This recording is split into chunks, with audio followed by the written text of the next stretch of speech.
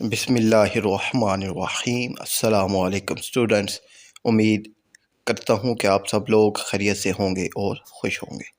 تو بچوں، class 11 English کا پیپر پیٹرن میں نے آپ سے شیئر کرنا ہے جو فیڈرل بورڈ نے اپلوڈ کیا ہے۔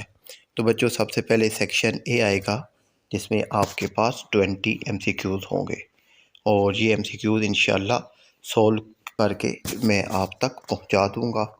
پھر بچوں، آپ کا آتا ہے سیکشن بی۔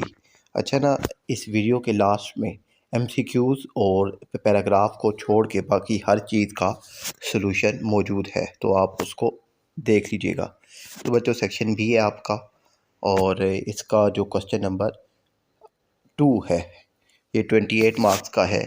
تو اس میں آپ کے پاس بچوں ایک پیراگراف ہوگا، اور جس طرح آج اردو کا پیپر تھا تو پیراگراف تھا، اور اس کے میں نیچے سوالات تھے، تو اسی پیراگراف کو ریڈ کرنے کے بعد آپ نے سوالات کے جوابات دیے تھے۔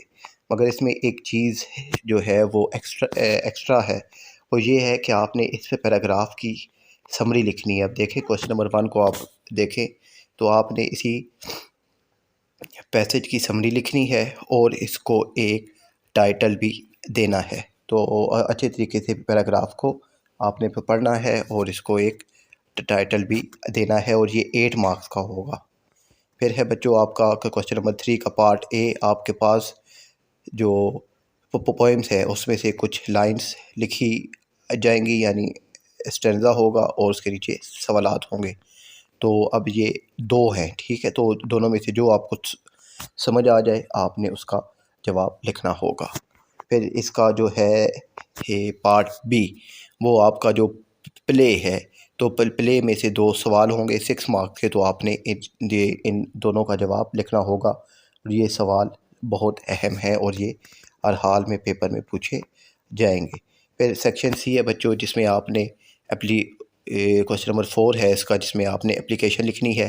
پھر آئے گا بچوں آپ کا سوال نمبر 5، اس کا پارٹ اے ہے، اور اس میں آپ نے choose the correct meaning of any 6 of the following idioms use in the sentence. آپ نے اس کو جو ہے ایڈیمز